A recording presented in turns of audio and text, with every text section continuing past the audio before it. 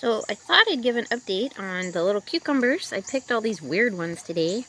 This curly one, he's so goofy. And then I wanted to give an update on the bean seedlings. Look, we have our second planter ready to go. Look at how big they've gotten.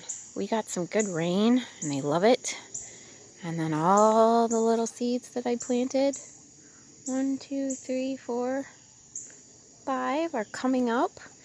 And then these are my transplants. They're doing very well. You can see I've got some holes in here. If you flip it over, you'll see sometimes these, little, there's one right by my pinky. These little caterpillars.